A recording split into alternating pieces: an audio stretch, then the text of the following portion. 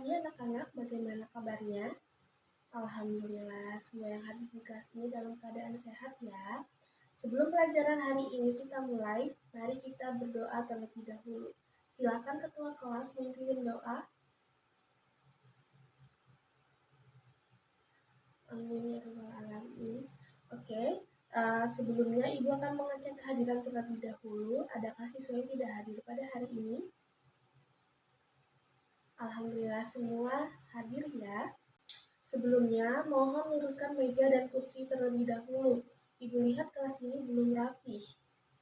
Oke, sudah cukup baik tatanan kelas ini. Jadi artinya kalian sudah siap untuk mengikuti pelajaran pada hari ini. Oke, pada pertemuan kali ini kita akan sama-sama belajar tentang teks eksposisi. Silakan buka buku teks kalian pada bab terkait. Nah, untuk mengukur kesiapan kalian dalam mengikuti pelajaran pada hari ini, adakah yang bisa menjelaskan apa itu teks eksposisi? Ayo angkat tangannya, nanti akan Ibu beri poin tambahan bagi yang berani menjawab. Iya, Indah, silahkan. Baik, bagus sekali jawabannya. Ada yang bisa menambahkan? Rian?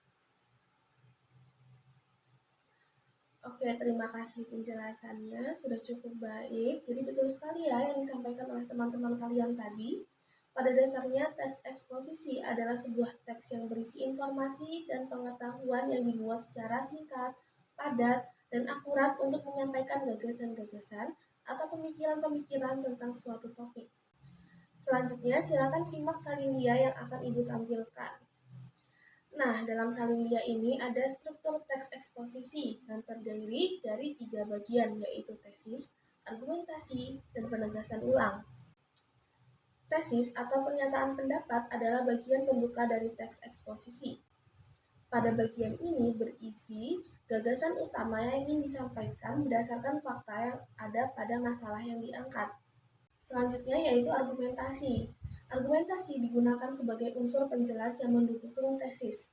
Pada bagian ini berisi penjelasan yang lengkap berisi tesis yang dikemukakan pada pembuka teks. Umumnya berupa data hasil temuan, pernyataan ahli, alasan logis, dan fakta-fakta yang terjadi berkaitan dengan masalah yang dipaparkan. Kemudian ada penegasan ulang. Sesuai namanya, bagian ini bertujuan untuk menegaskan kembali atau menguatkan pendapat yang sudah disampaikan di awal. Penegasan ulang juga memuat tentang rekomendasi atau saran dari permasalahan yang diangkat. Sampai di sini ada yang ingin bertanya? Oke, belum ada. Sudah jelas ya rupanya. Oke, kita lanjut ke ciri-ciri teks eksposisi. Nah, mungkin setelah ini kalian akan membaca tulisan atau artikel, dan mulai sekarang kalian bisa mengidentifikasi apakah tulisan atau artikel yang kalian baca itu termasuk jenis teks eksposisi atau bukan. Nah, itu bisa dilihat dari beberapa ciri-ciri berikut. Yang pertama, berisi informasi dan pengetahuan. Teks eksposisi harus memuat tentang informasi yang mendukung pengetahuan. Saat kalian membuat teks eksposisi, pastikan bahwa teks yang akan kalian buat sudah mengandung informasi. Dan informasi tersebut harus informasi yang penting, yang berguna sebagai pengetahuan bagi pembacanya. Kemudian, ciri yang kedua yaitu penulisan yang singkat, padat, dan to the point. Ada yang bisa menjelaskan apa arti penulisan yang singkat, padat, dan to the point pada teks eksposisi? Silakan angkat tangannya. Ya, Lili, silakan. Ya, betul sekali. Jadi jika kalian perhatikan teks eksposisi dan struktur yang memiliki penulisan yang singkat, padat, dan to the point atau lugas. Jadi saat kalian membuat teks eksposisi, usahakan agar pembahasan yang kalian jelaskan tidak keluar dari topiknya. Bahaslah poin-poin yang penting yang benar-benar diperlukan dalam masalah yang kalian angkat pada teks eksposisi tersebut. Kemudian, ciri terakhir yaitu objektif dan tidak memihak. Poin ini sangat penting diperhatikan dalam membuat teks eksposisi. Pastikan teks yang kalian buat berisi informasi yang objektif tanpa memaksakan opini ya.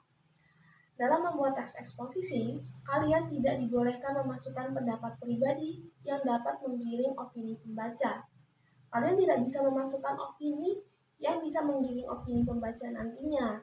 Jadi, teks eksposisi hanya berisikan informasi saja. Hanya informasi tanpa opini dan pendapat pribadi. Itu yang harus digarisbawahi. Baiklah, sampai di sini adakah yang ingin bertanya? Cukup? Oke. Baiklah, seperti biasa tolong bagi menjadi beberapa kelompok diskusi. Satu kelompok cukup berisi 4 orang saja. Berkelompok dengan teman yang dekat dengan tempat duduk kalian masing-masing.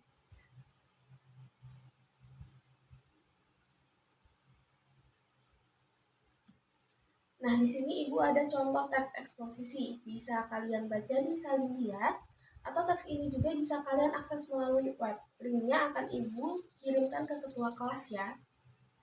Mohon dibagikan ke teman-teman yang lainnya. Tugas kalian, identifikasi struktur, kaidah kebahasaan, dan informasi yang dibahas pada teks tersebut.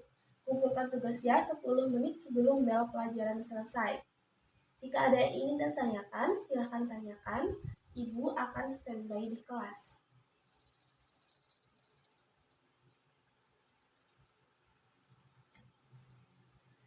Oke, baik, semua kelompok sudah mengumpulkan tugasnya. Alhamdulillah, sudah semuanya ya. Jadi sebelum Ibu tutup, mungkin Ibu akan memberikan penegasan tentang ciri kebahasaan pada teks eksposisi. Jadi ada beberapa ciri kebahasaan ya dalam teks eksposisi. Yang pertama, menggunakan pronomina.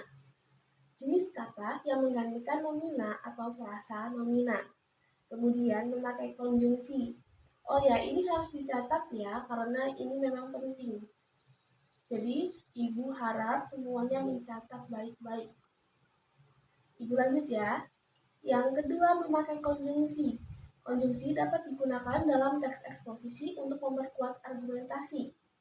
Yang ketiga, memakai kata leksikal tertentu atau kata yang mengacu pada kamus. Kata tersebut merupakan kata yang mengacu pada benda, baik nyata maupun abstrak, dalam kalimat kedudukan sebagai subjek. Dalam kalimat berkedudukan sebagai subjek. Dilihat dari bentuk dan maknanya, ada yang berbentuk nomina dasar maupun nomina turunan. Nomina dasar contohnya gambar, meja, rumah, pisau. Itu contohnya ya. Oke, bagaimana, sudah paham dengan teks eksposisi? Apakah masih ada yang ingin ditanyakan? Silakan bertanya sebelum pelajaran ini Ibu tutup. Oke, cukup? Baiklah, pertemuan selanjutnya kita akan membahas materi lain. Mohon persiapkan diri kalian masing-masing. Baca banyak referensi materi dari buku teks atau kalian bisa browsing di internet. Baiklah, Ibu rasa cukup untuk pelajaran pada hari ini. Ibu mohon maaf apabila ada ucapan yang kurang berkenan. Ibu akhiri, wabillahi taufik wal hidayah. Wassalamualaikum warahmatullahi wabarakatuh. Selamat siang, selamat beristirahat.